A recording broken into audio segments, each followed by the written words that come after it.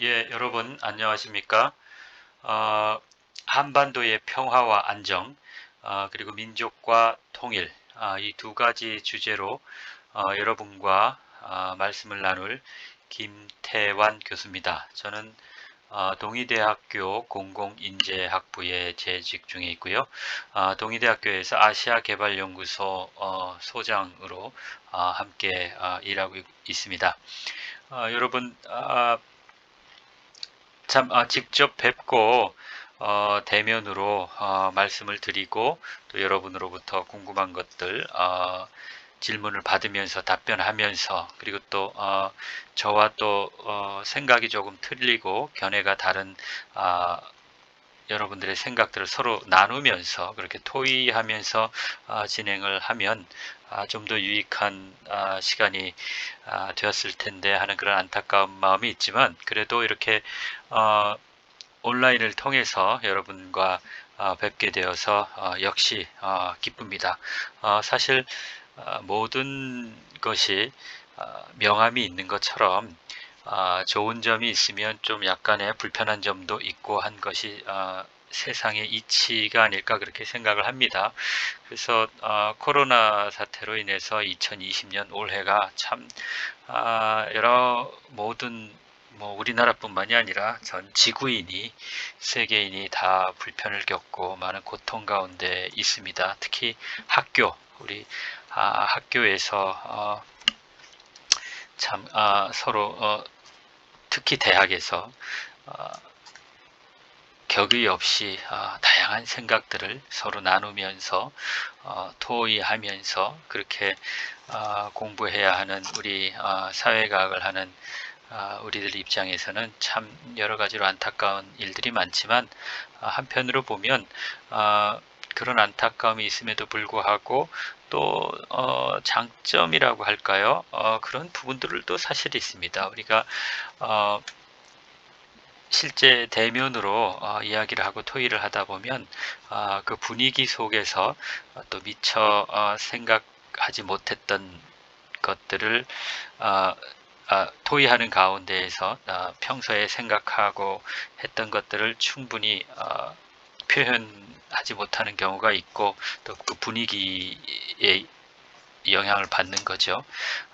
그렇지만 이렇게 비대면으로 하게 되면은 좀 더 냉정하게 합리적으로 천천히 자신의 생각과 그리고 또 온라인을 통해서 전달되는 타인의 생각을 냉정하게 비교할 수 있는 그런 여유가 더 객관적으로 생길 수 있는 장점이 있고요.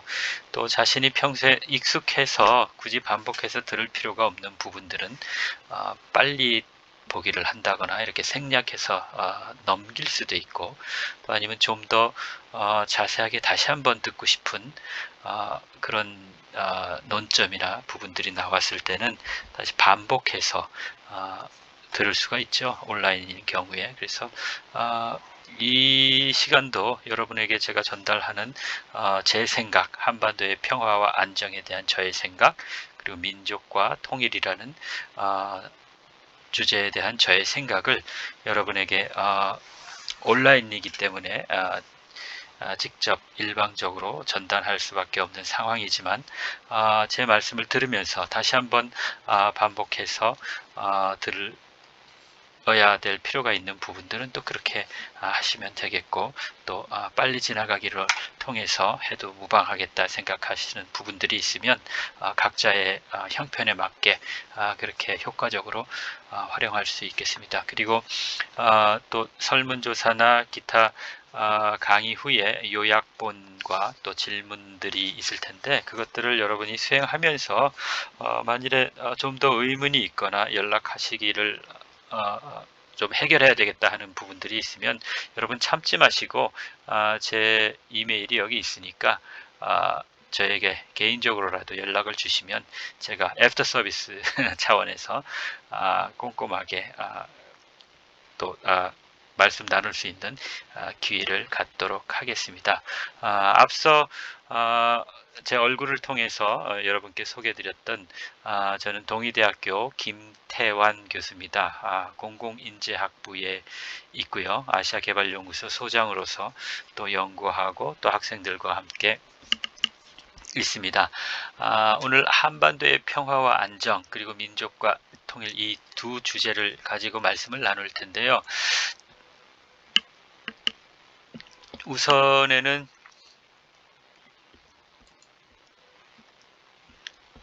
제가 한 4가지 정도 먼저 제가 그동안 연구하고 공부하고 또 학생들과 서로 교감하면서 만들고 제가 여러 가지 참고로 해서 만드는 4가지 정도 모델이 있습니다. 이 4가지 모델들은 국가의 행위를 분석하는 도구로 사용하기 위한 목적으로 제가 한번 고안을 해봤는데요.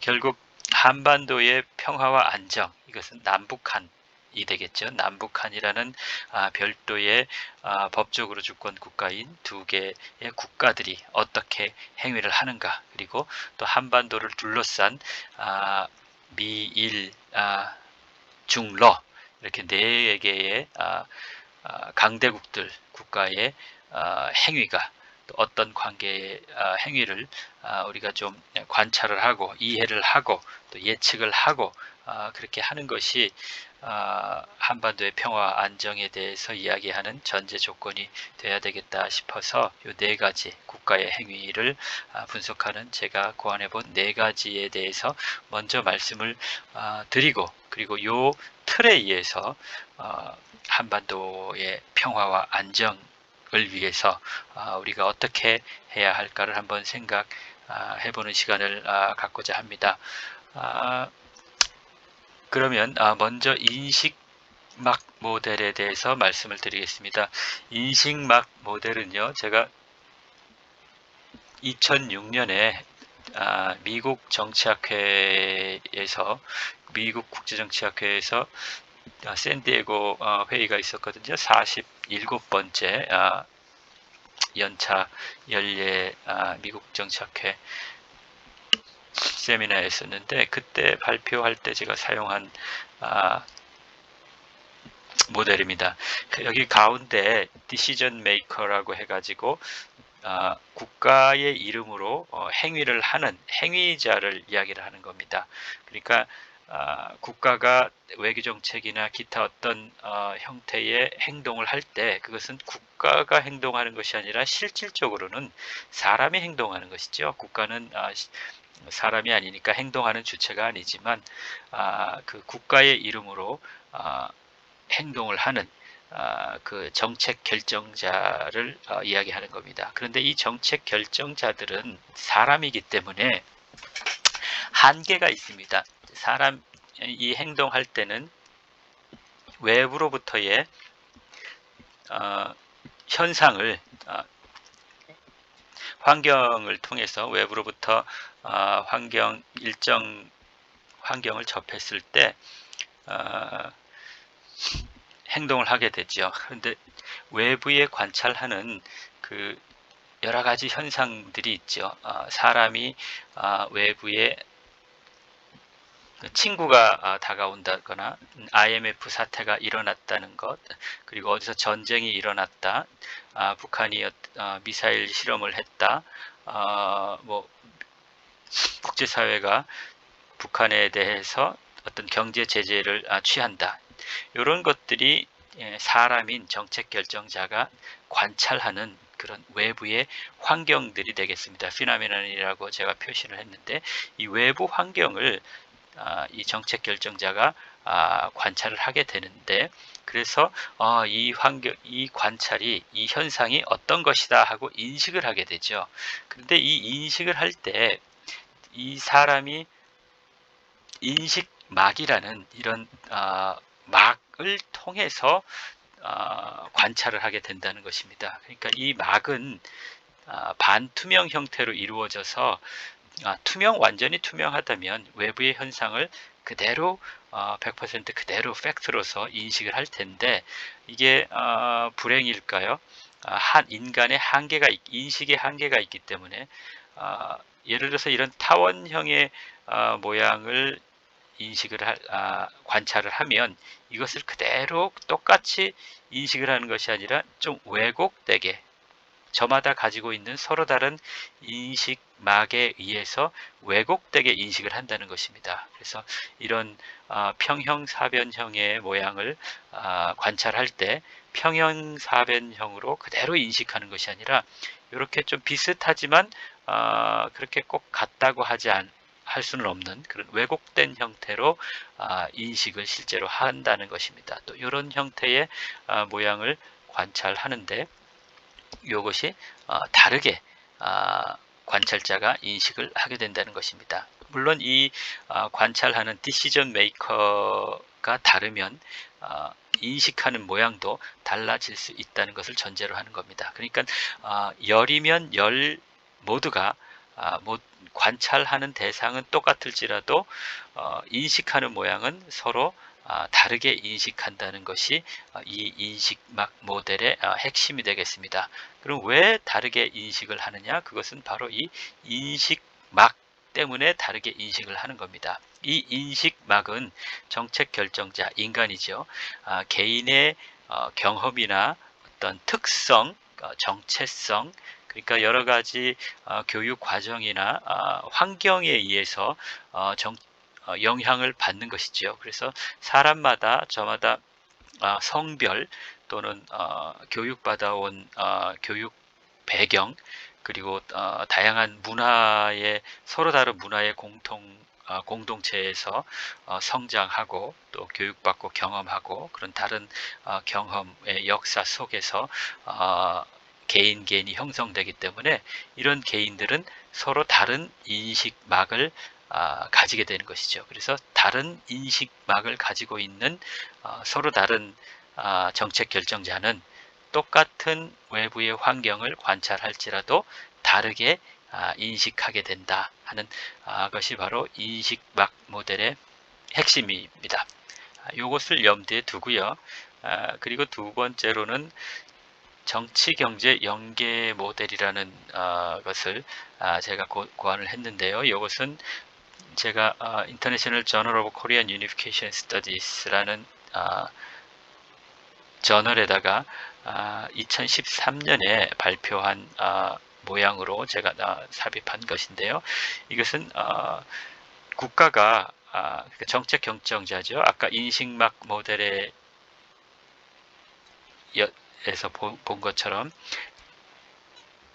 한계를 가진 인식막이라는 한계를 가진 정책 결정자가 국가의 이름으로 이렇게 정책을 수행하게 될 때 어떤 과정을 거쳐서 이런 정책을 수행하게 되는가 하는 것을 나타낸 겁니다. 여기 중국 외교정책이라고 이렇게 결과를 나왔는데 이것은 이 저널에서 제가 발표할 때 중국 외교정책을 설명하기 위해서 만든 모델이기 때문에 이렇게 표현을 했는데 이 대신에 그냥 국가의 대외 행위 이렇게 해도 무방하겠습니다. 그러니까 Chinese Foreign Policy 대신에 국가 행위라고 생각을 해도 이 모델이 그대로 적용될 수 있을 것으로 저는 생각을 하고 말씀을 드리도록 하겠습니다. 여러분 얼마만큼 서로 제가 드리는 말씀에 동의하실 수도 있고 또 다르게 생각하실 수도 있을 텐데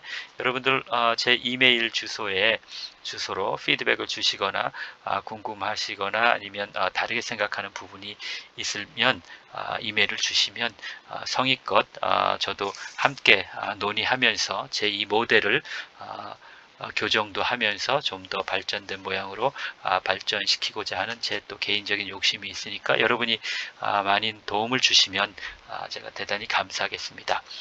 그래서 정치 경제 연계 모델의 핵심은 정치에 있어서 경제 영역이 있고 정치 영역이 있다는 겁니다. 그래서 국가의 행위를 국가의 정책 결정을 하는 정치인들, 그러니까 아까 인식막 모델을 통해서 얘기한 이 정책 결정자들은 크게 두 가지 영역에서 행동을 한다는 얘기입니다. 정치 영역 그리고 경제 영역. 그런데 이 정치 영역과 경제 영역은 마차의 두 바퀴와 같이 서로 다른 바퀴임에도 불구하고 마차 바퀴가 축으로 연결되어 있죠. 그래서 두 개의 바퀴임에도 불구하고 불가분의 관계를 가지고 있는, 서로 분리돼서는 의미가 없는 하나의 몸인 그런 마차의 수레바퀴와 같은 형태로 그런 본질을 가지고 있다는 얘기를 제가 여기서 하고 싶었던 것입니다. 다른 표현을 하자면 동전의 앞면과 뒷면과 같이 앞면과 뒷면이라는 서로 다른 현상임에도 불구하고 동전이라는 면에서는 하나이죠. 그래서 우리 사회 현상은 정치의 영역과 경제의 영역으로 크게 나뉘어져 있는데, 이 정치의 영역과 경제의 영역은 서로 뗄래야 뗄 수가 없는 하나이다. 이런 것이 핵심입니다. 다만 겉으로 드러나는 모습이 정치라는 모습으로 드러나고, 또 한편으로는 경제라는 모습으로 현상으로 드러난다. 그래서 다르게 드러남에도 불구하고 둘은 결국 아주 밀접한 관계에 있기 때문에 하나와 같다. 그런 이야기를 한 겁니다. 그래서 이 안에 이렇게 좀 복잡하게 얘기한 것은 오늘 주제와 관련해서는 뭐 간단하게 이해하고 넘어가면 될 것 같아서 제가 간단하게 말씀 올리고 마무리하도록 하겠습니다. 유닛 팩터라는 것은 개개인을 얘기하는 겁니다. 개인이기도 하고요. 사람들, 그러니까 개인 요인과 그리고 집단 요인이 있습니다. 개인끼리도 서로 상호작용을 하고, 개인과 집단 간에도 서로 상호작용을 하고, 집단과 집단끼리도 상호작용을 하고, 이런 상호작용을 정치 영역에서 한다는 이야기죠. 그래서 그 정치 영역에서 다양하게 상호작용을 하는 가운데에서 정책 결정자는 자신이 최선이라고 생각하는 정책을 결정을 하게 되는 겁니다. 그런데 이 정책 결정자는 정치 영역에서만 그렇게 영향을 받고 고려를 하는 것이 아니라 경제의 영역에서도 마찬가지로 개인으로서 경제 영역에 또 사회, 집단 요인들끼리 또 상호작용을 하고, 경제 영역에서의 개인과 집단끼리 상호작용을 하고, 이렇게 경제 영역에서도 정치 영역과 같은 이런 상호작용을 통해서 정책 결정자는 결정을 특정 사안에 대해서 결정을 한다는 것입니다. 그런데 그 경제와 정치가 서로 별도의 것이 아니라 정책을 결정하는 한 사람은 이 경제의 영역과 정치의 영역 두 영역에서 동시에 문제들을 요인들을 고려하고 계산을 하고 해서 결정을 내린다는 것입니다. 그래서 정치 영역과 경제 영역에서 동시에 게임을 한다는 것이죠. 그게 다음에 말씀드리는 두 영역 게임입니다. 그러니까 정책 결정자는 경제 영역에서도 게임을 하고 정치 영역에서도 게임을 한다는 겁니다. 그런데 문제는 이 보통의 경우에 국가가 보통 평상시에는 이 경제 영역에서 고려하는 것들이 정치 영역에서 고려해야 할 것들에 영향을 크게 미친다는 것입니다. 그러니까 다시 얘기하면 경제적으로 얼마나 이익이 되는가에 따라서 정치적인 결정을 하게 된다는 것이죠. 그러니까 국가가 정책 결정을 할 때에는 정치 영역과 경제 영역을 같이 고려를 하는데, 물론 이 국가가 행동을 한다고 했을 때 정책 결정자들을 얘기하는 겁니다. 국가의 이름으로 정책을 결정하는, 행동을 결정하는 개인이죠. 사람이죠. 그 정책 결정자들은 정치의 영역과 경제의 영역을 고려해서, 다시 얘기하면 정치적인 이익과 경제적인 이익을 동시에 고려해서 국가의 행동을 결정한다는 것입니다. 그런데 보통의 평상시에는 경제적인 이익이 정치적인, 그러니까 경제적인 고려가 정치적인 고려에 큰 영향을 미치는 겁니다. 다시 얘기하면 미국이 어떤 특정 행동을 할 때 그것은 경제적인 이익에 기여하는 경우가 대부분이라는 것이죠. 중국도 마찬가지입니다. 중국이 어떤 정책을 결정할 때 경제적인 이해관계에 의해서 정책이 결정되는 경우가 많습니다. 우리나라도 마찬가지겠죠. 경제, 무역, 뭐 이런 것들이 손실을 보는 결정을 하는 정치인들은 흔하지가 않죠. 아주 특별한 이유가 아니면. 요번에 코로나 사태 때에도 우리가 봤죠.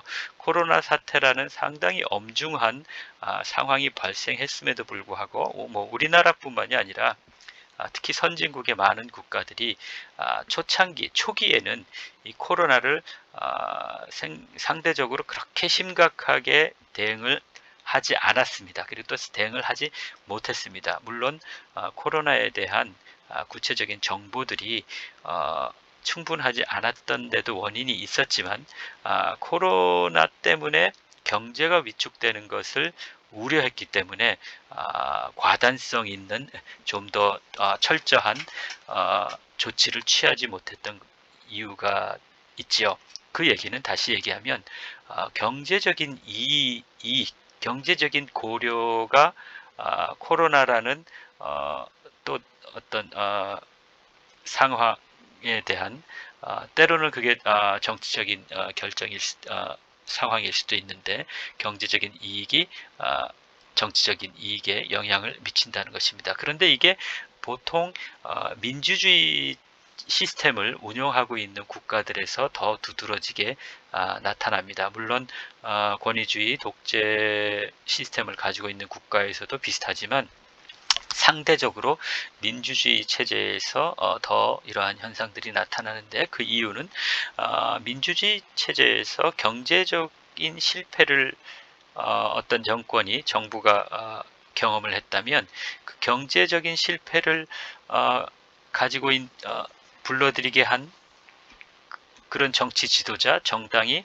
그 다음번 선거에서 다시 재신임을 받는 것은 거의 힘듭니다. 그래서 어떤 국가들도, 민주주의 국가들은 경제 발전, 그러니까 경제적인 요인을 상당히 신경을 많이 쓰게 됩니다. 경제적인 실패를 가지고 오면 국민들이 그 정권을 다시 재신임하기가 쉽지 않죠. 그래서 선거에 의해서 재신임을 받아야 하는 국가들은 이 보통의 경우에 이 경제적인 고려가 크게 영향을 미치게 됩니다.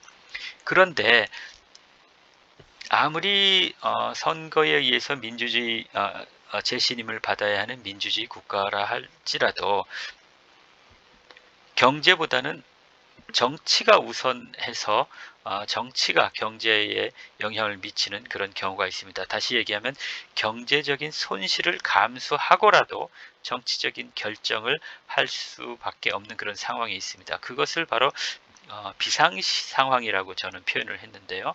예를 들어서 전쟁이 일어났다 하면은 전쟁이 일어나서 외적이 침입한 경우에는 경제적인 손실을 감수하고라도 그 외적을 막아내야 하는 것이죠.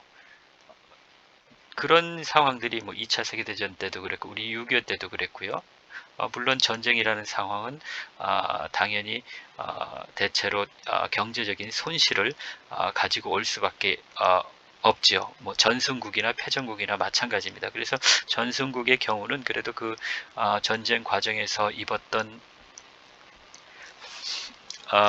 피해를 경제적인 손실을 패전국에게 뭐 전쟁 배상금이라든가 각종 책임을 묻는 형식으로 해서 좀 보상을 받기도 하지만 어쨌든 그럼에도 불구하고 전쟁이라는 어떤 위기 상황은 경제적인 희생을 감수하고라도 정치적인 이익을 추구해야 하는 그런 상황입니다. 다시 얘기하면 생존의 문제죠. 정치적인 생존의 문제가 에 부딪히게 되면 정치 영역이 경제 영역을 압도하는 겁니다. 그래서 이 두 영역 게임을 통해서 정치 경제 연계 모델에서 얘기하는 두 영역 게임은 정치 영역과 경제 영역에서 정책 결정자들은 서로 동시에 계산을 하고 고려를 해서 이익이 되는 쪽으로 정책을 결정을 하게 되는데, 국가 행위를 결정을 하게 되는데, 보통의 경우에는 경제적인 영역, 경제 영역에서의 이익이 정치 영역을 압도하기 때문에, 경제 영역이 정치 영역을 압도하기 때문에 대체로 경제적인 이익이 어떠하냐에 따라서 국가의 행위가 결정되는 경우가 대부분이다는 것입니다. 그러나 위기시가 되면, 이 위기시라는 것은 전쟁과 같은 상황일 수도 있고요.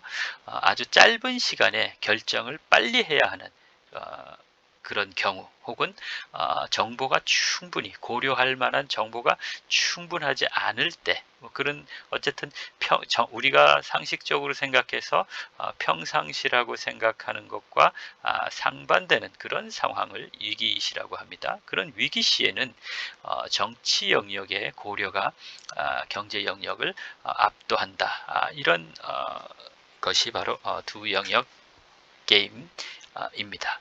그리고 한반도의 평화와 안정, 국가의 행위를 설명드리기 위해서 또 고려해야 될 것들을 그 중에 하나가 바로 이제 중국의 국가 목표입니다.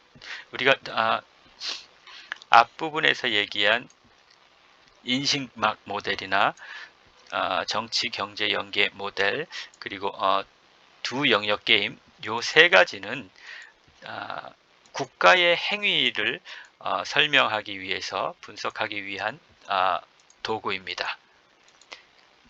그런데 이것은 그 국가의 행위 중에서도 특히 중국의 국가 행위를 예측하기 위해서, 분석하기 위해서 제가 생각한 중국의 국가 목표입니다. 미국도 큰 틀에서 비슷하다고 생각을 하는데요. 한반도의 평화 안정에 영향을 지대하게 미치는 국가가 미국과 중국, 이 큰 양대 강대국이라고 생각을 하기 때문에 우선 중국의 국가 목표가 도대체 무엇인가, 그것을 알아야, 그 목표를 알아야 중국의 행위를 이해하는 데 도움이 되겠다 해서 이렇게 한번 고려를 만들어 본 것입니다. 이것은 제가 저널 오브 인터내셔널 팔리틱스, 이건 국제 관계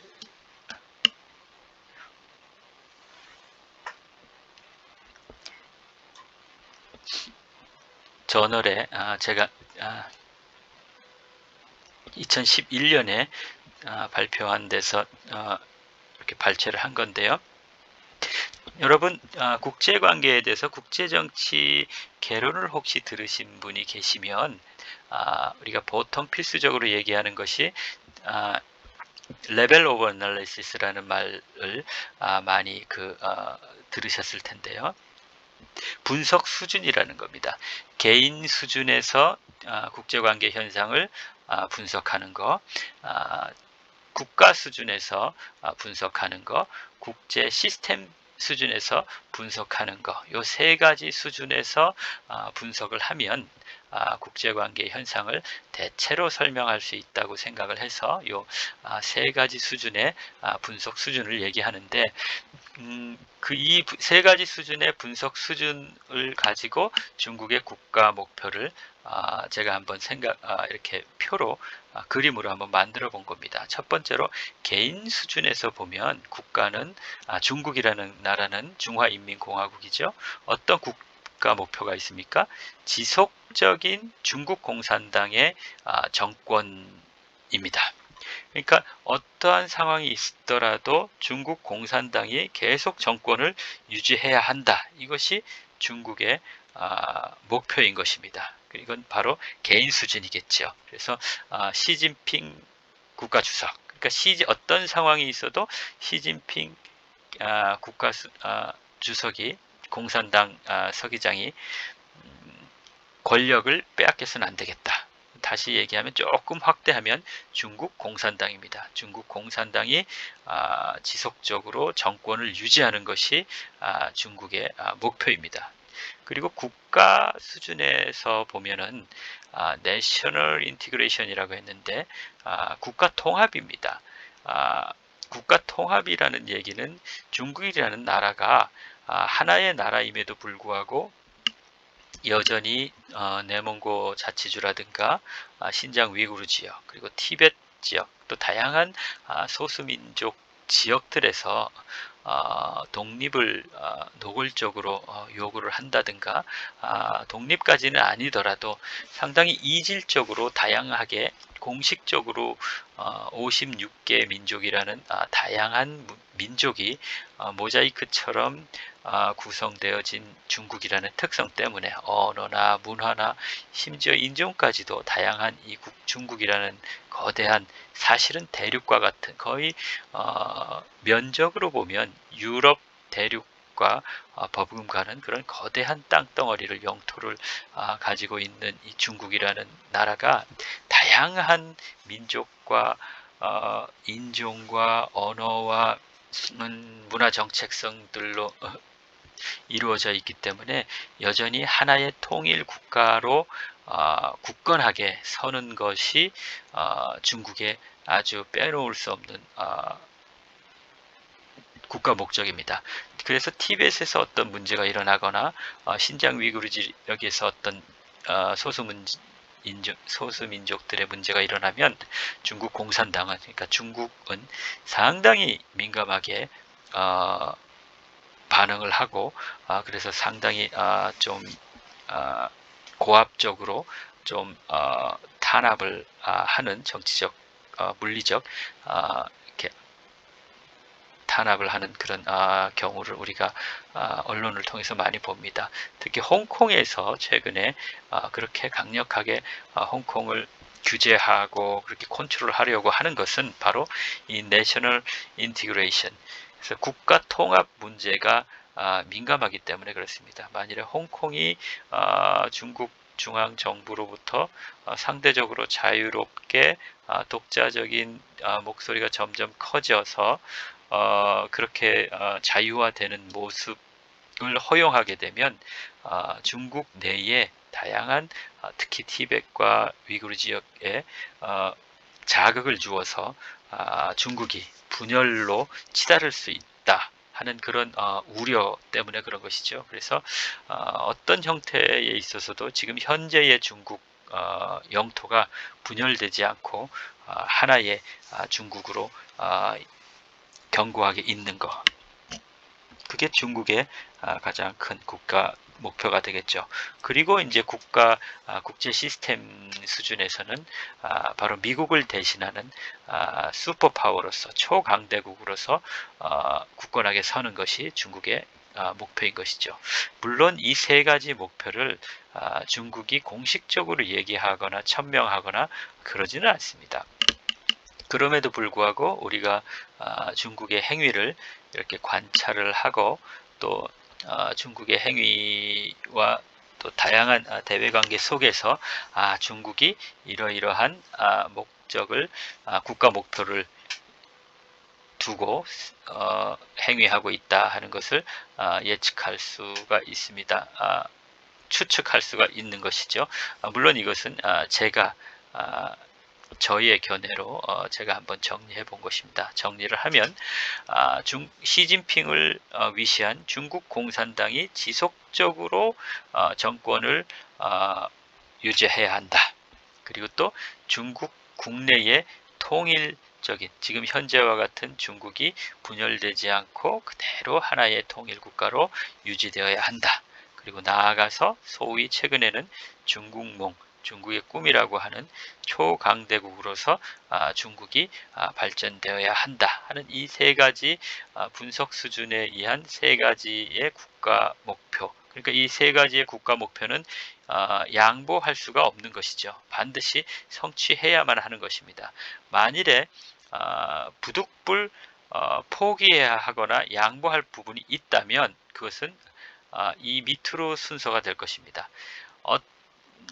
슈퍼파워가 되는 것은 약간 상황에 따라서 조금 미룰 수도 있고 그래서 기회가 되면 나중에 성취할 수도 있는 것이고요.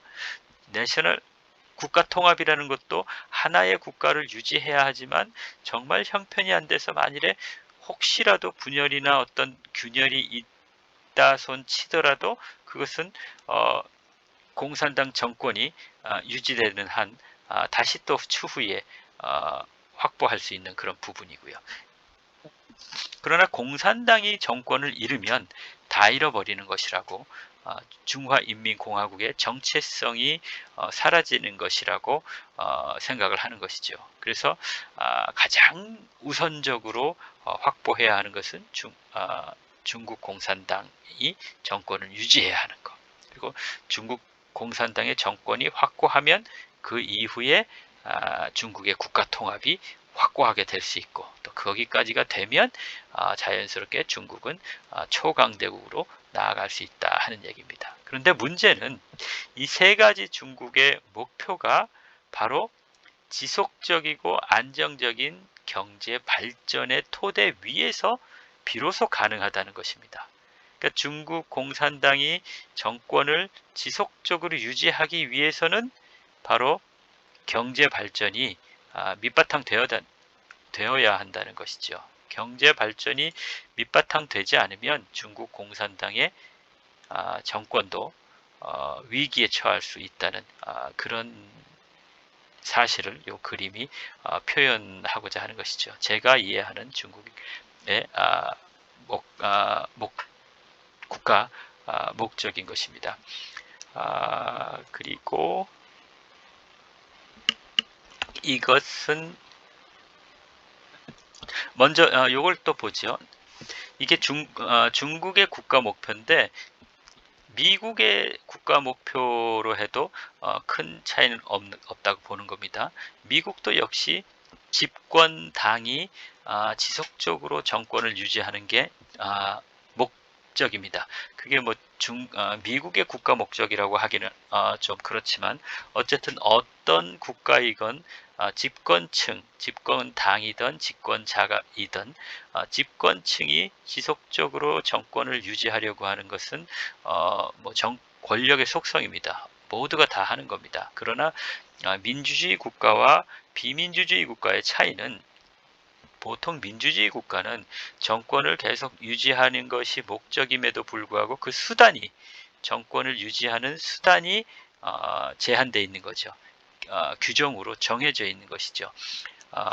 많은 비민주주의 국가들, 중국을 포함해서 권위주의 국가 시스템을 운영하고 있는 국가들은 정권을 유지하기 위한 필수 불가결한 것이 바로 군을 통제하고 군사력에 의해서 비민주적인 방법에 의해서 정권을 유지를 하는 겁니다. 그러나 민주주의 국가에서는 정권을 유지하고자 하는 목표는 똑같은데 그 수단이 민주적인 선거에 의한 수단으로 수단이 상대적인 제한을 받고 있는 것이죠.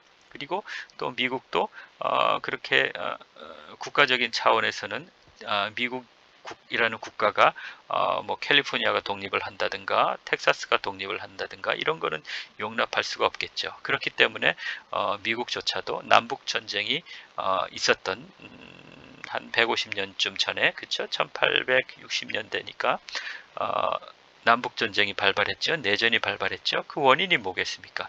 국가 통합이 위기에 처했기 때문에 전쟁을 치러서라도 국가를 통합해야 한다는 것이죠. 그러니까 여전히 국가를 통합하는 것은 중국뿐만이 아니라 미국이나 우리나라도 마찬가지가 되겠죠. 보통의 국가들의 목적이 되겠습니다.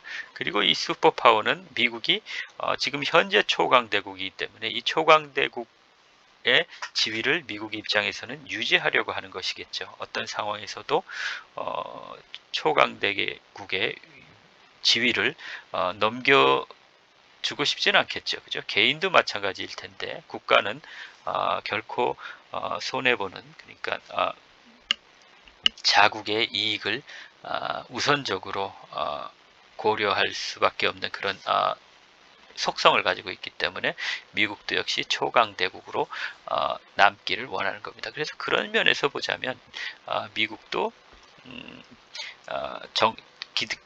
집권 정당이 지속적으로 권력을 유지하거나 국가 통합과 초강대국 이라는 것이 국가 목표로 이해해도 큰 문제는 없을 것 같습니다. 그리고 또 역시 그런 것들이 가능하기 위해서는 지속적이고 안정적인 경제, 그러니까 경제적인 풍요가 밑받침돼야 된다는 것. 그러니까 모든 국가가 경제가 어렵고는 집권층들이 권력을 지속하기가 쉽지 않다 하는 것이 이 그림의 표현이기도 합니다. 그런데 최근에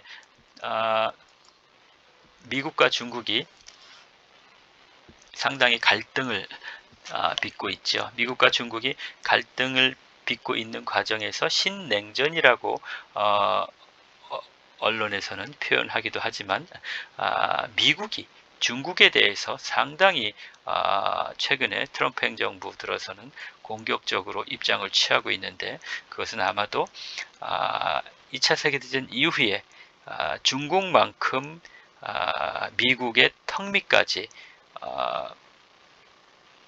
접근해서 미국을 위협한 존재가 없었기 때문이라고 그렇게 표현할 수도 있겠습니다.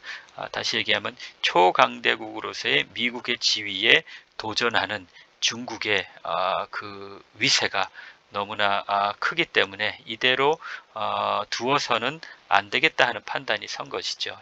그래서 더 중국을 위협하기 전에, 다시 얘기하면 중국의 초강대국 지위를 도전하기 전에 중국을 포기시켜야 되겠다 하는 차원에서 더 적극적으로 특히 트럼프 행정부 들어서는 중국의 공세적인 입장을 취하는데, 그 첫 번째가 무역전쟁이죠. 다 아시다시피 중국이 지속적으로 미국에 대해서 무역 흑자를 너무나 많이 가지고 가고, 또 그것이 미국 입장에서는 불공정한 무역에 의해서 그 이익이 중국에게 돌아가는 것이기 때문에 그것을 수정해야 된다. 그래서 관세를 상당히 크게 매긴다거나 여러 가지 차원에서의 무역 전쟁을 일으키고 있는데, 그것은 결국은 중국이 가지고 갔던 경제 이익을 회수하겠다는 이야기이고, 그것을 또 다른 표시로 하면 바로 이 중국의 국가 목표를 달성하는데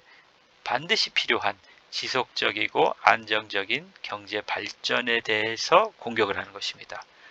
이것이 무너지면 중국이 흔들거리는 것이죠. 그래서 무역 전쟁은 바로 이 지속적이고 안정적인 경제 발전이라는 중국의 이 목표를 공격하는 것이고, 그리고 지금 최근에 트럼프 행정부의 FBI 국장이라든가 법무부 장관, 그리고 또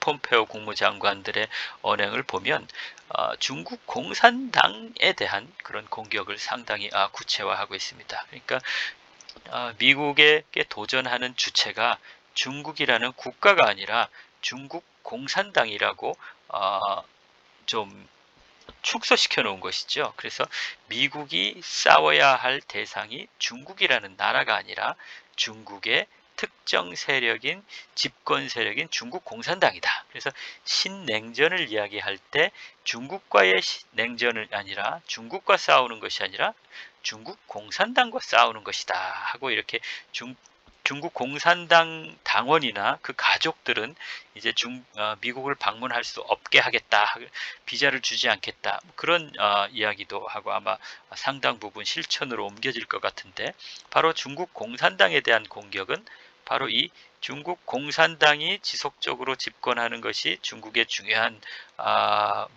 국가 목적인데, 이 중국 공산당에 대한 공격이 되는 것이죠. 그리고 최근 대만에 대한 정치, 경제적인 다각적인 지원을 상당히 강화해 나가는데, 이것은 바로 중국의 국가 수준에서의 목표인 국가 통합에 대한 공세인 것이죠. 그래서 중국은 일국 양제, 그러니까 하나의 중국 원칙에 입각해서 대만도 하나의 중국 원칙에 의하면 독립된 국가가 아니라 중국의 하나의 부분이다, 대만성이라는 하나의 부분이다 라고 인식을 하고, 중국과 수교하고 있는 모든 국가들은 그것을 받아들이도록 합니다. 그래서 그걸 받아들일 때 중국이 수교를 해주는 것이고, 그것을 받아들이지 않으면 수교를 안 하는 것입니다. 그래서 중국과 수교를 했다는 것은 대만과 국교를 단절하는 것이고, 대만을 중국의 일부로 인정하는 것이었거든요. 그래서 미국도, 중국과 수교한 미국도 대만을 중국의 일부로 인정하는 것이 전제되었다는 것입니다. 그런데 최근 들어서는 대만에 대한 정치 경제적인 지원을 상당히 강화하고, 심지어는 대만은 중국이 아니다 하는 그런 입장까지 고수하는 듯한 그런 모습들을 보이는데, 이것은 직접적으로 중국 입장에서는 중국을 분열시키고자 하는 의도다, 그렇게 인식을 하게 만드는 것이죠. 다시 얘기하면 중국의 국가 수준에서 국가 목표인 국가 통합에 위해를 가져오는 것이라는 것이죠. 그래서 미국이 최근에 취하고 있는 무역 전쟁이나 중국 공산당에 대한 공격이라든가 대만에 대한 지원은 하나같이 중국의 중요한 양보할 수 없는 중국의 국가 목표에 대한 공격입니다. 그러니까 중국 입장에서는 미국의 이와 같은 행동들을 용납할 수가 없는 것이죠. 그러니까 수긍할 수 없는 것입니다. 힘에 의해서 강제될 때 어쩔 수 없이 받아들일지언정 겉모양으로 그러니까 타협할 수 있는 영역이 아닌 것이죠. 그래서 미국과 중국 간의 갈등, 미국과 중국의 경쟁이 상당히 지속될 수 있는 가능성이 크다 하고 전망을 할 수 있는 것이죠. 최근에 아직도 법적으로는 결정이 되지 않았지만, 미국 대통령 선거가 끝나서 혹시 바이든으로 미국의 정권이 바뀐다 하더라도 이와 같은 차원에서의 미국의 중국에 대한 공격은 쉽게 수그러들지 않을 것이다. 왜냐하면 미국과 중국 사이의 이런 경쟁은 국제 체제적인 구조적인 차원에서의 경쟁인 거죠. 구조적인 성격이 강하기 때문에. 다시 얘기하면 초강대국 미국에 대한 국력을 증진시켜온 중국이 초강대국 미국에 대한 도전이라는 이런 구조적인 문제가 주요 원인이기 때문에 미국에서 정권이 권력이 대통령이 트럼프에서 바이든으로 되든 공화당에서 민주당으로 되든 그것과는 무관하게 미국과 중국 간의 갈등은 상당 기간 지속될 거라는 것이죠. 사실 이 무역 전쟁이나 중국 공산당에 대한 공격, 대만에 대한 지원은 트럼프가 독단적으로 결정하고 선택한 것이라기보다는 미국 의회의 결정, 미국의 주류의 흐름과 같이 가는 그런 모양인 것이죠. 다시 얘기하면 트럼프가 아니라도 미국 의회는 중국과의 무역에서 지속적으로 이렇게 적자를 낳는 것을 용납하지 않고, 또 그것이 불공정한 중국의 또 여러 가지 기술 탈취라든가 중국의 그런 불공정한 무역에 의해서 발생되는 거기 때문에 어떤 형태로라도 이걸 교정해야 한다는 미국 의회, 미국의 입장은 민주당, 공화당과 무관하게 이루어지고 있는 것이고, 중국 공산당에 대한 공격 문제도 트럼프 행정부에서 유독 그렇게 했다기보다도 사실은 오바마 행정부에서 국무부 부장관을 지냈던 이름을 제가 갑자기 생각이 나지 않는데, 이미 이전에서부터 1대1로를 통해서 중국이 주변국의 영향력을 강력하게 행사하고자 하는 그런 1대1로가 구체화되는 과정 속에서 미국은 중국의 1대1로가 중국의 영향력을 행사하는 그런 방편이 되기 때문에 1대1로에 대응을 해야 되는데, 1대1로에 대응할 때 민주주의 국가들과 연합해서 가치동맹을 통해서 중국의 1대1로에 대응하는 것이 효과적이라 하는 그런 그런 제안들이 이미 민주당 정권에서 트럼프 이전부터 지속되어 온 것입니다. 대만에 대한 지원도 마찬가지고요. 그러니까 이러한 미국의 중국에 대한 대응들은 경쟁적인 대응, 공세적인 대응들은 트럼프에 의해서 새롭게 생겨났다기보다도 구조적으로 이미 그런 쪽으로 갈 수밖에 없었다, 이렇게 표현할 수가 있고, 트럼프는 그럼 무엇이냐, 그 방법상에 있어서 좀 더 거칠고 좀 더 어떻게 표현하자면 좀 세련되지 않고 좀 더 이렇게 일방적인 모양으로, 거친 모양으로 그 스타일의 문제라는 것이죠. 그래서 지금 한반도의 평화와 안정 부분을 이해하기 위한 몇 가지, 이 네 가지 모델들을 지금 생각을 해봤습니다. 인식망 모델, 그리고 정치 경제 연계 모델, 그리고 두 영역 게임이라고 할 수 있는 정치 영역과 경제 영역이 서로 어떻게 상호작용하는가. 평상시에는 경제 영역이 정치 영역을 압도하게 되고, 비상시가 되면 정치 영역이 경제 영역을 압도하게 된다 하는 이야기. 그리고 또 중국의 국가 목표 분석 수준, 세 가지 분석 수준에 입각한 중국의 세 가지 국가 목표. 개인 수준에서는 시진핑을 위시한 중국 공산당이 지속적으로 정권을 유지하는 것. 그리고 국가 수준에서는 중국의 분열하지 않는 중국의 국가 통합. 그리고 국제 시스템 수준에서는 미국을 대체할 수 있는 초강대국으로 부상하는 것. 이 세 가지가 중국의 주요한 국가 목표인데, 이 세 가지 국가 목표를 이루기 위한 가장 중요한 토대는 역시 지속적이고 안정적인 경제 발전이 밑바탕 되어야 한다 하는 것이고요. 이 부분에 대해서 미국에게 도전 세력으로서 인식되고 있는 중국을 그 도전자 할 수 있는 의지와 역량을 꺾기 위한 미국의 공세는 무역전쟁과 중국 공산당에 대한 공격, 그리고 또 대만에 대한 지원으로서 이루어지고 있는데, 이것들이 다 중국이 국가 목표로 하고 있는 지속적인 공산당 정권에 대한 공격으로 인셈이고, 국가 통합에 대한 공격인 셈이고, 그리고 그 모든 것들이 가능하게 하는 지속적인 안정적인 경제 발전에 대한 공격인 셈이 되는 것이죠. 그래서 요 정도로 하고요. 이번 비디오 클립에서는.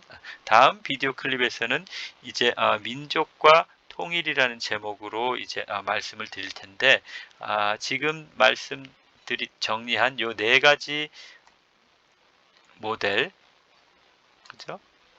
인식망 모델, 정치 경제 연계 모델, 두 영역 게임 모델, 중국 국가 모델, 국가 목표 모델이라는 이 네 가지 모델에 더해서 한반도 방정식이라는 모델을 하나 더 소개하면서 민족과 통일 문제를 말씀을 드리고자 합니다. 그렇게 되면 자연스럽게 한반도의 평화와 안정이라는 주제와도 연결이 되겠습니다. 한반도의 평화와 안정은 결국은 남북한의 통일로서 완결되어지는 것이라고 저는 생각을 하기 때문에 그렇습니다. 그러면 다음 두 번째 비디오 클립에서 민족과 통일이란 주제로 다시 만날 때 한반도 안정 방정식을 설명하는 것으로 시작하도록 하겠습니다. 여러분 잠시 쉬었다가 다음 비디오 클립에서 뵙도록 하겠습니다. 감사합니다.